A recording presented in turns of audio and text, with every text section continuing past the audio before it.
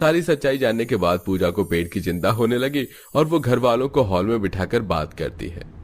मैं आप सबकी बातें सुन चुकी हूँ। मैं जानती थी कि सोने के सिक्के आपको जादुई पेड़ से मिलते हैं जो हमारे घर के पीछे, पर आप नहीं जानते आपके आलस और लालच के कारण वो पेड़ फिर से कमजोर हो रहा है, और अगर आप लोगों ने अपना लालच नहीं छोड़ा तो वो हो जाएगा। बहू, तुम हम पर नजर रखती थी और तुम्हें क्या लगता कि हम तुम्हारी बात पर विश्वास कर लेंगे? हम जानते हैं तुम्हारे मन में भी लालच आ गया है, तुम्हें भी सोने के सिक्के चाहिए। मुझे कोई लालच नहीं है, मैं बस यही चाहती हूँ कि आप सब काम करें। माँ, पूजा शायद सही कह रही है।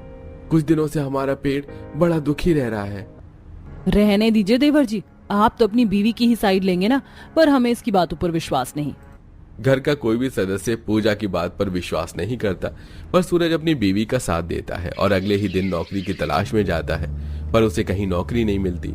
तो वहीं पूरा परिवार हर हफ्ते सुबह 11 बजे पेड़ की पूजा करते हैं और सोने के सिक्के लाकर घर काफी खुश होते हैं। पर धीरे धीरे पेड़ मुरझाने और सूखने लगता है। ऐसे ही एक दिन, माँ देखो, हमारा पेड़ तो पूरा सूख गया है। पूजा भाभी बिल्कुल सही कह रही थी, अब हम क्या करें? बेटा, ये पेड़ तो मर चुका है, अब इसके सहारे हम नहीं रह सकते। अगर हमने अपना लालच छोड़ दिया होता तो हमारा जादुई पेड़ जिंदा होता। सभी घर वालों को सूखे पेड़ को देख बहुत पछतावा होता है और वो लोग घर आकर पूजा से बात करते हैं। तुम सही थी पूजा, हमने अपने हाथ से अपने सबसे अजीज चीज को खो दिया। आप लोगों को अब पछतावा हो रहा है, पर अब भी आपके पास मौका है। अगर आप लोग लालच छोड़ दें और मेहनत करें और जादुई पेड़ से कोई सोने का सिक्का ना ले तो वह फिर से जिंदा हो सकता है, और जब भी आप लोगों को उसकी जरूरत पड़े वो आपकी मदद करने को तैयार हो सकता है। जादुई पेड़ मिलने के बाद हम आलसी और लालची हो गए। जब तक हमें जादुई पेड़ नहीं मिला था हम मेहनती थे, इसीलिए हम फिर से काम करेंगे। जादुई पेड़ को जिंदा करने के लिए और अपनी लाइफस्टाइल अच्छी करने के लिए पूरा परिवार फिर से मेहनत करता है।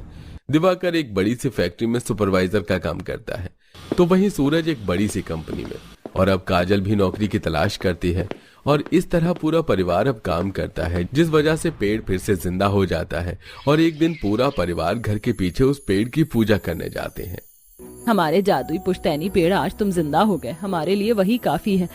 आज हमें सोने के सिक्के नहीं चाहिए, बस तुम्हारा साथ चाहिए।